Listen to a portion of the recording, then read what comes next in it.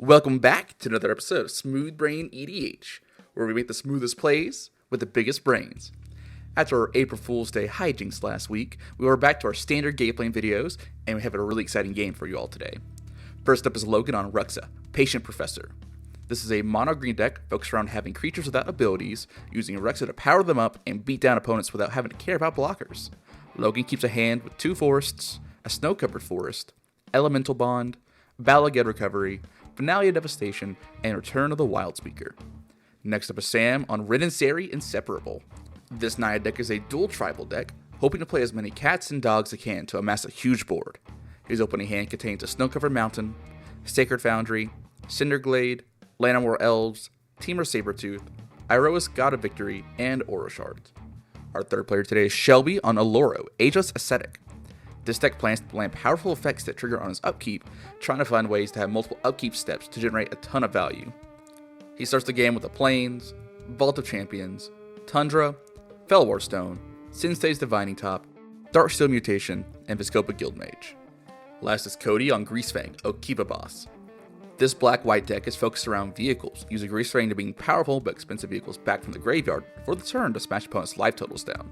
Cody keeps Mana Confluence, Rogue's Passage, Fellwar Stone, Key to the City, Anguished Unmaking, Reanimate, and Village Rites. We're about to hop right into it, but before that, go ahead and leave us a comment on who you hope will take home the win. While you're down there, go ahead and give us a like, subscribe, and ring the notification bell so you don't miss any of our new content.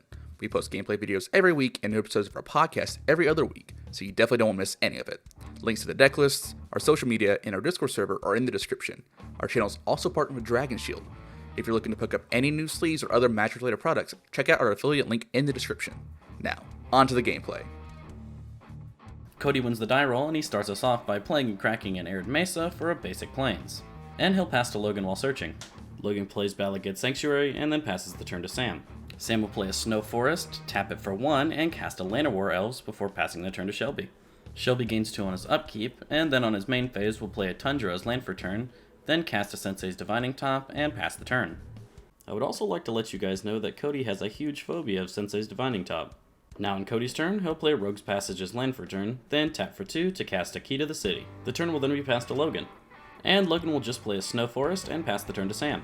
Sam shocks in a Sacred Foundry, and then taps for 3 to cast an Aura Shards. The turn is then passed to Shelby, who gains 2 life, then plays Vault of Champions as land for turn. He'll then tap for 2 mana and cast his Vizkopa Guildmage, then pass the turn to Cody.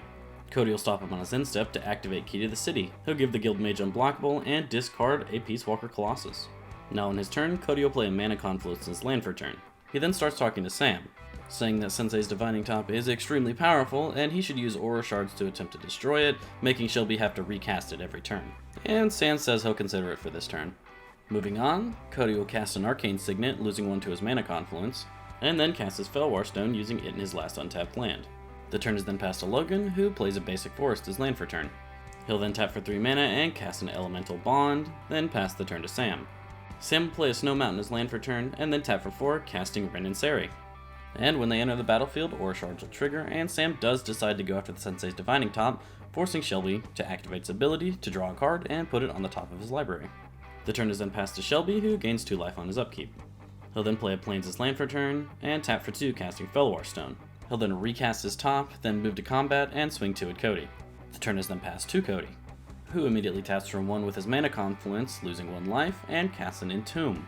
And it is no surprise when he plops a Parhelion in the graveyard. And we all know what happens next. He'll cast Greasefang and then move to combat, returning Parhelion to the battlefield with haste. Then, before attacking, he'll crew it with Greasefang.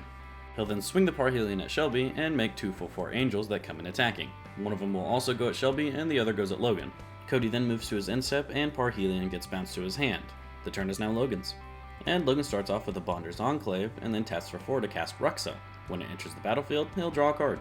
The turn is then passed to Sam, who plays a Cinderglade as land for turn. He'll then move to combat and swing his commander at Shelby, who unfortunately has nobody to block it with. He'll then tap for 3 and cast a Harvest Season. With his commander and Llanowar Elves tapped, he'll get to search his library for 2 basic lands and put them onto the battlefield tapped. He'll find 2 Snow Plains and passes to Shelby while searching. And Shelby will pay 1 to Sensei's Divining Top on his end step, looking at the top 3 cards of his library and putting them back in whatever order he wants. Now in his turn, Shelby will gain 2 life on his upkeep and then plays an Urborg as land for turn. And after being the main target of Cody's shenanigans, Shelby decides to tap for 2 and cast Darksteel Mutation on Greasefang to try to stop him from getting Parhelion back again. Cody can't really stop this, but he doesn't want an indestructible bug, so he'll Village Rites Greasefang in response to draw 2 cards. After this, Shelby will pay 1 to reorder the top 3 of his library again, and then just passes the turn to Cody, who stops in on his end step to discard Parhelion and give one of his angels unblockable. Now in his turn, Cody will play a basic swamp as land for turn, and then decides to continue doing what he's been doing. He'll recast Greasefang and then move to combat, returning Parhelion to the battlefield, crew it before attacking, and then swings all 21 of it at Shelby. Shelby has no choice but to take all of it and is put dangerously low. After this, Cody will pass the turn and Parhelion is bounced back to his hand. The turn is now Logan's, and he'll play a basic forest as land for turn, and then spend a decent amount of time thinking about what he wants to do. Ultimately though, he'll just pass the turn to Sam, who decides to start off his turn by tapping for 2 and casting a Brave the Sands. He'll then tap for 4 mana and mutate a Cub Warden onto his commander. It's a cat, and mutate does count as casting it, so he'll get a dog token, and when it mutates, he'll get 2 cats. And he'll get 3 Aura Shards triggers from this, since mutate itself doesn't count as entering the battlefield. Sam decides to spread the love, and will target Shelby's top, Cody's Key to the City, and Logan's Elemental Bond. Shelby obviously responds by activating the top to draw a card and put it on top. Cody will respond by activating his key to ditch Parhelion and give something unblockable. And Logan has no responses, so after that, they're all destroyed. After this, Sam will move to combat and swing at Shelby again. Shelby has no choice but to take it, and Sam will gain 4 upon connecting. After this, the turn is passed to Shelby. And unfortunately, Shelby doesn't have too much to do during his turn, so he'll just gain his 2 life, play his Sensei's Dividing Top, and then pass the turn to Cody. And Cody will start his turn off with a basic Plains. He'll then do what he does best and move to combat, return Parhelion, and crew it with Greasefang. He'll then swing Parhelion at Sam, 5 angels at Shelby, and 1 angel at Logan. Before damage though, Shelby will tap for 3 and drop a very timely Teferi's Protection to live another turn. And since he can, he decides to also hold priority and look at the top before it resolves. After the protection resolves and damage is taken, Cody will then cast a Bone Shard, sacrificing Parhelion and killing Sam's commander. After this, Cody casts Anguish Unmaking on Aura Shards to ensure Sam can't get any more value out of that. After this, the turn is passed to Logan, who stops on end step and casts a Return of the Wild Speaker to draw 4 cards. And now in his turn, he'll tap for 3 mana and cast our Heraldic Banner, naming green. He'll then play an Oran Reef the Vastwood as land for turn, then tap for 2 more mana and cast a Sakura Tribe Elder before passing the turn to Sam. And Sam will start his turn off by just dropping a Perforos God of the Forge, and then pass his turn to Shelby, who loses all protection, and his permanents phase back in before untap. And then he'll gain 2 on his upkeep.